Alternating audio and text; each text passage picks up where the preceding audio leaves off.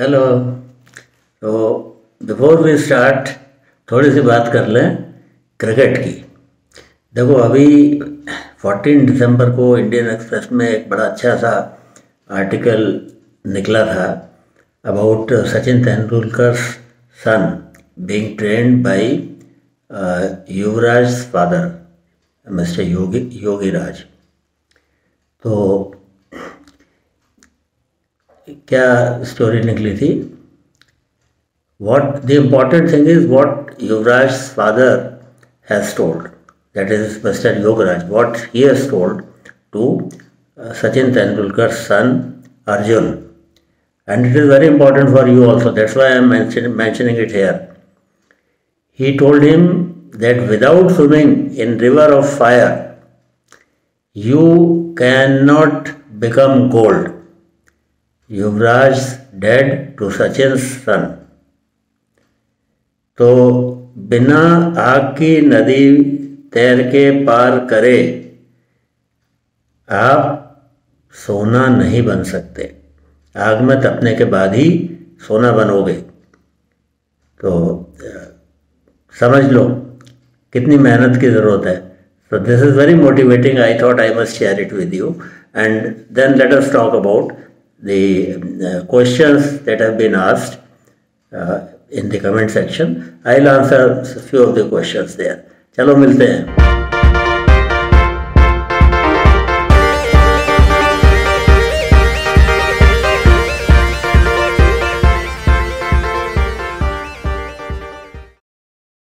So this question has been asked by Chetan Sonavane.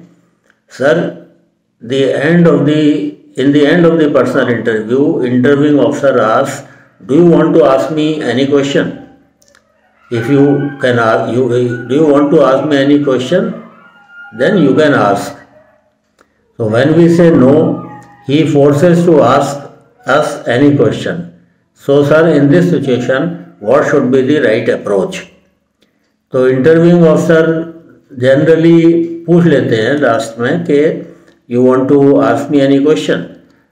तो देखो जैसे आप इंटरव्यू के लिए प्रिपेयर करके जा रहे हो ऐसे इस क्वेश्चन के लिए भी तो आप प्रिपेयर करके जा सकते हो।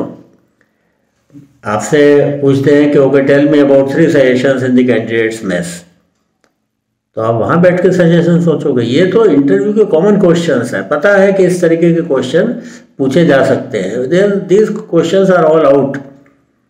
तो इंटरव्यू में आपसे पूछा कि लाइक एक वीडियो मैंने डाली है कि 3 things you would like to change in your father mother siblings in your friend in your teacher, वो वीडियो डाली है मैंने। तो ये क्वेश्चंस ऑलरेडी स्टैंडर्डाइज सेट से क्वेश्चन है, इनका आंसर प्रिपेयर करके चले जाओ। इसी तरीके से कैंडिडेट मैथ्स में व्हाट इम्प्रूवमेंट्स, तो आप सोच के जाओ, देखो वहाँ पर क्या इम्प्रूवमेंट की रिक्वायरमेंट है या चेंजेस की ज़रूरत है। और मैं हर जगह वीडियो में भी मैंने ये बात बताई है कि आप एडिशन और इम्प्रूवमेंट और बेटरमेंट की बात करो, क्रिटिसाइज मत करो किसी भी चीज़ को, चाहे पेरेंट्स हों चाहे आपके ब्रदर सिस्टर टीचर कोई भी हो। तो आप उसकी कमियां मत ढूंढ के निकालो, आप उसकी, मैंने उसमें भी ये कहा है कि excess of everything is bad, तो उसकी अच्छाई की एक्सेस को आप उसकी वीकनेस करके बता दो। चलो ये तो ऑलरेडी वीडियो में है, देख लेना। अब इनका जो क्वेश्चन है कि इंटरव्यूइंग ऑफिसर क्वेश्चन पूछता है लास्ट में, क्योंकि now you ask me one question and you say no sir nothing sir. You prepare a question and that will depend upon the branch you are going to join and your own expertise if it is there in any field. Branch के हिसाब से कैसे आप flying के लिए अगर जा रहे हो, एनडीए के हो या सीडीएस के हो, आप फ्लाइंग के लिए जा रहे हो, you can ask question about flying. You will not know कि इंटरव्यूइंग ऑफिसर खुद फ्लायर हैं कि नहीं हैं, कि एडमिनिस्ट्रेटिव ब्रांच के हैं, किस ब्रांच के हैं, तो वो तो आपको पता नहीं होगा। तो एक जनरल सा क्वेश्चन आप पूछ लो। डायरेक्ट ये नहीं पूछ सकते कि sir did you enjoy your flying और how was your experience on the first day in flying. तो ये पर्सनल टाइप के क्वेश्चन आप नहीं पूछ सकते, पूछने भी नहीं चाहिए। आप जनरल क्वेश्चन पूछते हो कि sir can we experience like ground duties के आप हो तो आप पूछ सकते हो कि sir will we get a chance to fly fighter to fly in the fighter aircraft, क्योंकि वो तो आप एयरक्राफ्ट में तो कहीं भी फ्लाई कर सकते हो, सिविल में भी कर सकते हो, फाइटर एयरक्राफ्ट में नहीं कर सकते। हेलीकॉप्टर में आपको मिल जाएगा चांस, बाहर भी मिल जाएगा, सिविल में भी। और तो ये पूछ सकते हो sir can we get to fly in helicopter and fighter planes and service aircraft. General सी क्यूरोसिटी होती है जो कैंडिडेट इंटरव्यू देने जाते हैं, उनको नहीं पता है कि वो इसमें एज ए पैसेंजर फ्लाई कर सकते हैं कि नहीं। अगर फ्लाइंग ब्रांच के लिए जा रहे हो तो आप फ्लाइंग करोगे ही करोगे, लेकिन एज ए पैसेंजर जो नॉन फ्लाइंग ब्रांच के हैं दे कैन आस्क। और उसके बाद में अगर कोई एक्सपर्टीज़ है, आप स्विमिंग में बहुत अच्छे हो तो आप पूछ सकते हो sir can I participate in services in swimming और इन फुटबॉल और इन क्रिकेट और in what ever is your expertise. तो इस तरीके से कुछ भी कोई क्वेश्चन आप, मेरा मतलब ये है कि आप क्वेश्चन प्रिपेयर करके लेकर जाओ अपना, और जब वो पूछे तो आप क्वेश्चन उस तरीके का पूछ लीजिए उनसे। तो ये नहीं होगा कि no sir I know you are not getting any thought, तो वो फिर अच्छी बात नहीं है। और फिर इंसिस्ट भी करते हैं वो, no you have to ask, तो यू हैव टू आस्क तो फिर क्या पूछोगे आप। पर्सनल क्वेश्चंस नहीं पूछने हैं, लेकिन सर्विस से रिलेटेड क्वेश्चन आप पूछ सकते हो।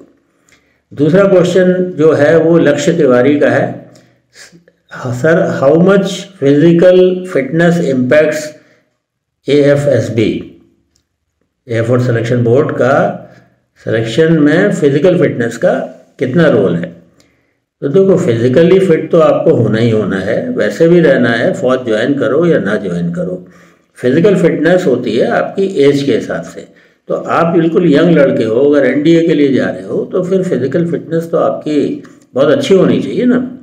आप कहो कि नहीं सर वो तो ट्रेनिंग में मैं कर लूँगा, तो अच्छी बात नहीं है। आप पहले प्रिपेयर करके तैयारी करके जाओ।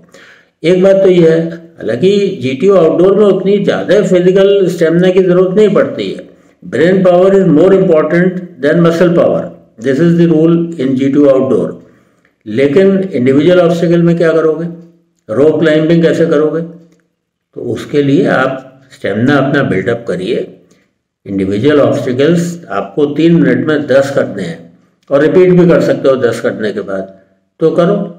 और आर्मी में फिजिकल की थोड़ी सी एक्सपेक्टेशन थोड़ी और ज़्यादा होती है। वो ये भी देखते हैं कि ये फिजिकल एंड्योरेंस इसके अंदर है या नहीं है। तो मैं बताता हूँ, या तो अगर आप जिम जाते हो तो जिम में आप अपने करो, उसके अलावा आप 1 2 3 4 5 5 7 एक one of my candidates used to run 10 kilometres every day, तो वो तो एथलीट था। आप 3 4 5 किलोमीटर तो आपको दौड़ लेना चाहिए। और जो एक स्टैंडर्ड टाइम है आपका, अपने भी टाइमिंग हो सकते हैं, इससे बेटर भी हो सकते हैं, इससे कम भी हो सकते हैं। वो क्या है कि 4 मिनट में 1 किलोमीटर कर लो आप, ये पुराना स्टैंडर्ड है फौज के लिए। तो 4 मिनट में 1 किलोमीटर।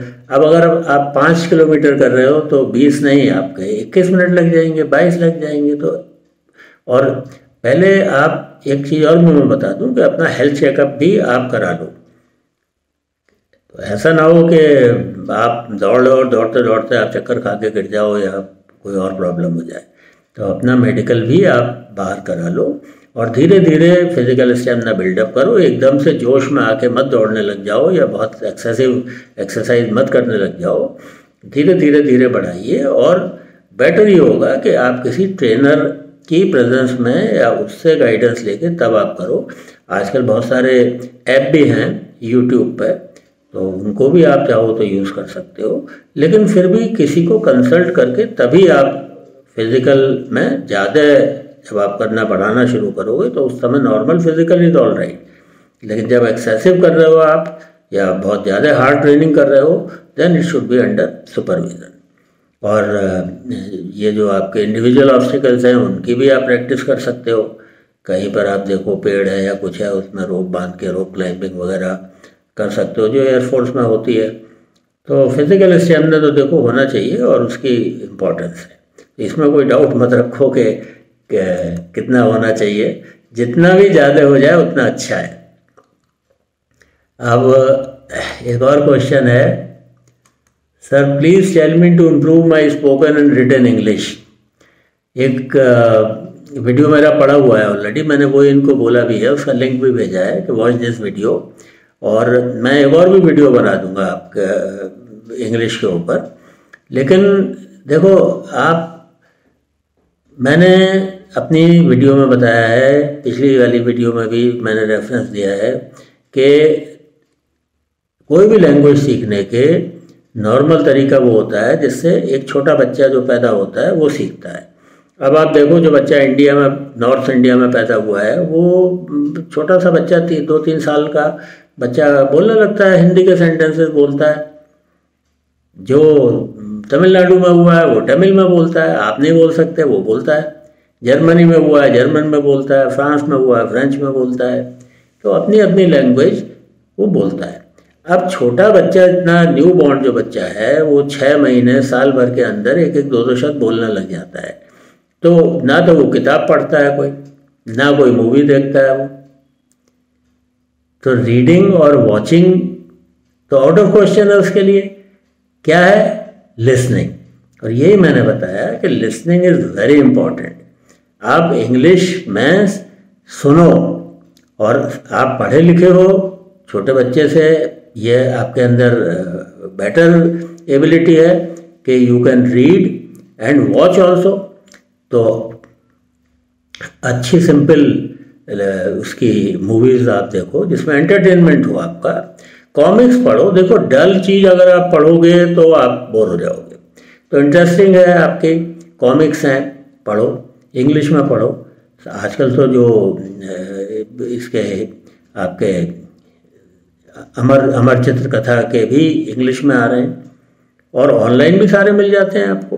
तो पहले तो reading, watching movies in English, और सबटाइटल्स वाली पहले देख लो आप शुरू में, और उसके बाद में आप लिसनिंग पर ज़्यादा ध्यान दो। ऑडियो भी आती हैं, ऑडियो बुक्स भी आती हैं, नेट पर तमाम मटेरियल अवेलेबल है, तो ये आप करो। दूसरी चीज़, listen, think and speak. 3 speak और राइट, तीन चीज़ें हैं। लिसन से आपके इनपुट जाता है, थिंकिंग से प्रोसेसिंग होती है, और स्पीकिंग या राइटिंग से आउटपुट होता है। तो जब तक प्रोसेसिंग नहीं होगी, इनपुट आपको मिला, प्रोसेसिंग करोगे और फिर आउटपुट दोगे। प्रोसेसिंग में क्या है? सोचना शुरू करिए, ट्रांसलेट मत करिए, सोचना शुरू करिए इंग्लिश में। Think in English. और थिंकिंग के लिए आपको कुछ भी नहीं चाहिए, कोई आपको शर्म भी नहीं उठानी पड़ेगी किसी के सामने। अपना मुंह बंद करके, आंखें बंद करके, और अपने माइंड में आप सोचिए इंग्लिश में। छोटे छोटे सिंपल सेंटेंसेस बनाइए। आपने आज सुबह क्या करा? I got up in the morning at 7. Okay, I got ready by 8. I had my breakfast. In breakfast I ate this. ऐसे छोटे छोटे सिंपल सेंटेंसेस बनाइए। उसके बाद में नेक्स्ट स्टेप में आप क्या कर सकते हो कि जो भी काम आप इस समय कर रहे हो उसको सिंपल छोटा सा सेंटेंस बनाओ। I am watching the YouTube video, तो sir is telling this thing, I have understood this thing, now I am walking on the road, on the road I can see beautiful trees. तो इस तरीके के simple छोटे छोटे sentences आप अपने मन में बना रहे हो, अभी बोल भी नहीं रहे हो आप किसी से। जैसे आप चलते जा रहे हो, आपके माइंड में थॉट्स हिंदी में आते हैं, उसको आप रिप्लेस करो इंग्लिश के थॉट्स से। और जब आपके थॉट्स सही आने लग जाएंगे, और अभी ग्रामर और ग्रामेटिकल मिस्टेक की चिंता मत करो। कोई वर्ड आता है आपको नहीं आता, उसका मीनिंग तो वो चेक कर लो। अगर पढ़ने में आता है तो कोई जो कॉमन वर्ड्स हैं उतने ही रखो आप। वोकेबलरी पे अभी बहुत ज़्यादा एम्फेसिस मत दो बिगिनिंग में, बाद में वोकेबलरी पे भी एम्फेसिस देना। और फिर इसी तरीके से जो थॉट्स आपको मैंने बताया सोचने के लिए, उसी तरीके के थॉट्स को आप लिखिए। कोई कहानी, छोटी सी स्टोरी पढ़िए, उसके बाद में उसको रिकॉल करके अपने वर्ड्स में लिखिए। कोई मूवी आपने देखी, पिक्चर देखी, उसको अपने वर्ड्स में लिखिए। आपने पूरा दिन भर आज क्या करा उसको लिखिए। तो इस तरीके से लिसन, थिंक और स्पीक एंड राइट, ये आपकी प्रैक्टिस हो जाएगी, आदत पड़ जाएगी, और English will not be difficult for you. तो चलो तैयारी करो और मेहनत करो और निकालो। Best wishes. Okay, bye, see you.